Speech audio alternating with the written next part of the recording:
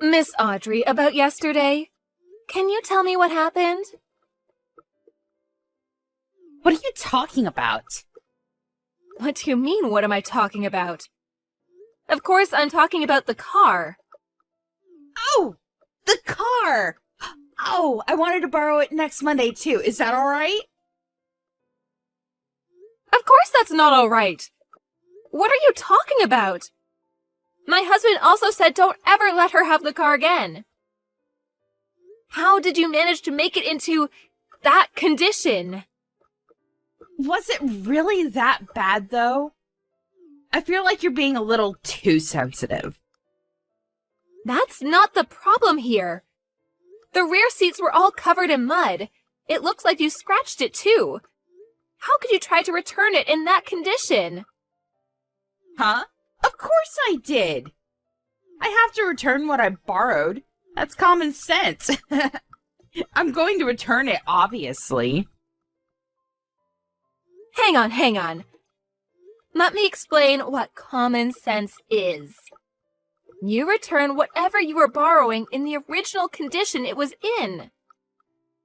I'm going to have you pay for all of the repair and cleaning bills. No, you can't do that. I'm just a stay-at-home wife. Besides, I have kids. Just because the interior of the car is a little dirty doesn't mean that much, does it? It was just a little dirty, though. You just said you were going on a picnic, but where did you go hiking? The deep woods? There were literally bits of pine all over the car, inside and out. How do you explain all of that? Oh, well, we did go to a place with a lot of nature. And it kind of makes sense why that would happen. But I really can't pay this time, just so you know. I'm not like you, Elsa. I'm just a stay-at-home wife. That's not going to pass as an excuse, just so you know. I'm going to have my husband reach out to your husband. He's going to know about what happened. Hang on. How does my husband have anything to do with anything? I just borrowed the car, seriously. If you bring him into it, it's just gonna make things annoying. Please don't. Okay, then pay up. I'll take you the invoices today. Ugh, I can't do that. Anyway, I'll be needing it next Monday. I'll have to borrow it all day. I hope you can have it fixed by then. I'm not lending you it again! You're seriously not going to pay us, huh? Nope, I'm not going to. It's not like I don't want to pay you. I literally can't pay you. Can't be helped, right? Ugh, and you're starting to get on my nerves. Old lady. Old lady? I'm literally only a year older than you. You definitely look at least 10 years older than I do. And don't you dare look down on me. I don't really care about stuff like that anymore. So let me get this straight. You completely trashed our car to the point where it needed repairs, but you have no intention of paying, is that correct? Look at you being all bossy. Yeah, that's a pretty good summary. When you lent it to me, it was basically your fault anyway. You're lending it to me. You should have predicted that kind of situation would come up. You never know what's going to happen. No one ever knows what's going to happen. I told you beforehand, didn't I? I said I didn't want to loan you my car. But if you needed to use it because you had to get a car, then you had to make sure you'd return it in its original condition. What? I don't remember you ever saying such a thing. Did I really say that? Stop messing around with me. If that's the attitude you want to have, we also have our own options that we can pursue. What? You're scaring me. What are your options? You said you were going on a picnic. You went with your friends, right? Yeah, sure. What does that have to do with anything? Why didn't you use your own car? Or maybe one of your friends' cars? Our car is tiny. It's not really designed for picnics. So I figured that your car was perfect for the occasion. Really? Does your husband know about this? About what? That I borrowed the car? Of course he knows about it. I told him after the fact, but I did make sure to tell him. No, not about that. Huh? About who you went picnicking with. The fact that it was a man. How do you know? Did I say that it was a man? Is that person your friend or something, Audrey? That person who? Did you see us somewhere? I did see you two. I'm pretty sure that it was your neighbor's husband too, right? You saw our faces too? You're wrong, though. It was just someone that kind of looks like him. I thought they kind of looked similar too. I know for a fact that he's not a stranger. There's no way I would make that kind of mistake. I've seen that same man wearing the exact same clothes before. You're checking his clothes too? You're really detailed, huh? Yeah, you're right. But it's not like we went on a picnic together. I just saw him along the way, so I figured I'd give him a ride. I met my friends after I dropped him off. There's no problems there, right? Where did you even see us, though? Other friends? I didn't notice you being with any other friends. I said they came later on.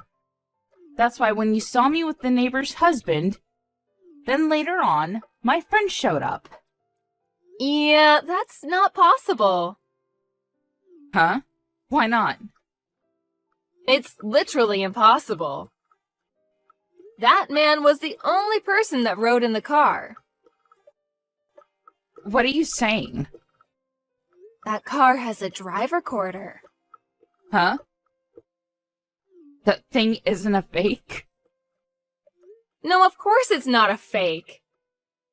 I don't normally look over the footage, but the car was in such bad condition when it was returned, I had to look over the content. It caught all your audio, too.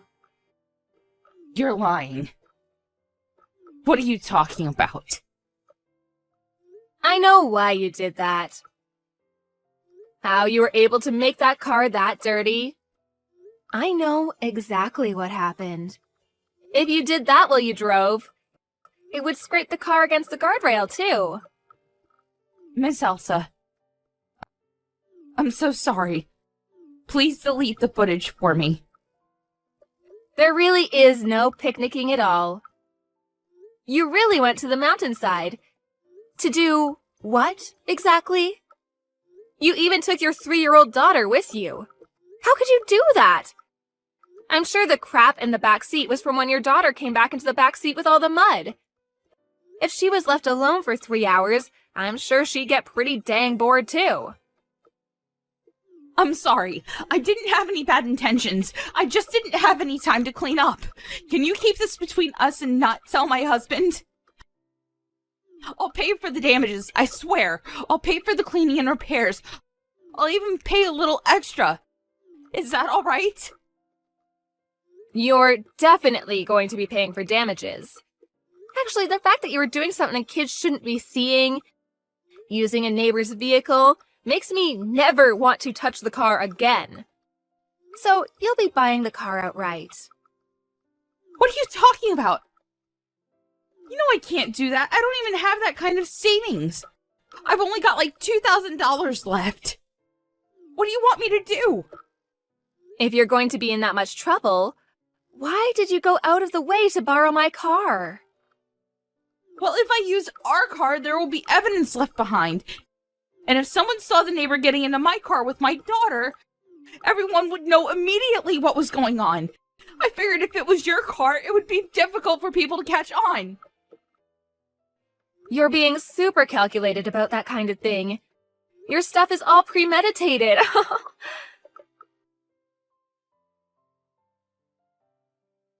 Where the hell were you planning on going with my car? I'm sorry.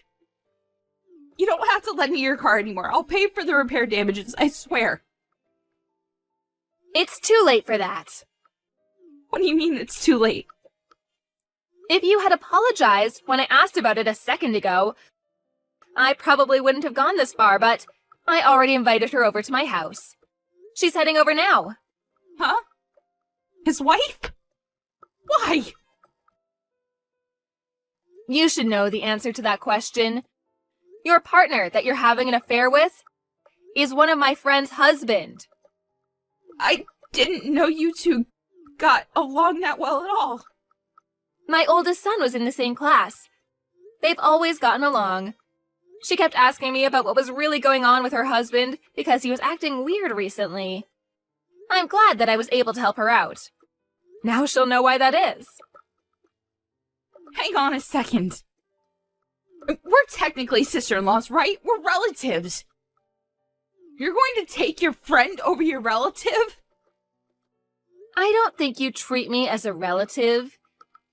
You literally just use me to get with your affair partner. I don't want you to be complaining now. That's not true. I totally respect and admire you. You're seriously too late now. I don't care what you have to say about any of that. Whatever, you're going to buy the car completely. And whether you're getting a divorce or not, I'm sure there's going to be some people asking for damages. Damages? Divorce? Just because of this one time? You know, based off of your conversation you were having in the car, I really don't think it was just this once. I forgot that the audio was also recorded. Just give up, seriously. I already had my husband reach out to him, too. As soon as work is over, he's gonna be coming over to my house. If you want to come over, too, you're more than welcome to come. You can explain it all yourself.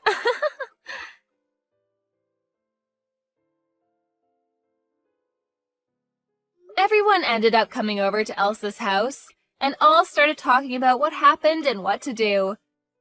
The cheater's wife seemed to have known that something was going on, but Audrey's husband seemed to have not known about any of this at all. So he was pretty shocked about the whole thing. They're all talking about divorce right now, but it seems like the damages is going to be a very expensive price. The wife of the cheater only sued for damages, but no matter which way you look at it, Audrey will not be able to pay for it. Audrey ended up buying Elsa's car outright. And Elsa ended up happy with a brand new car.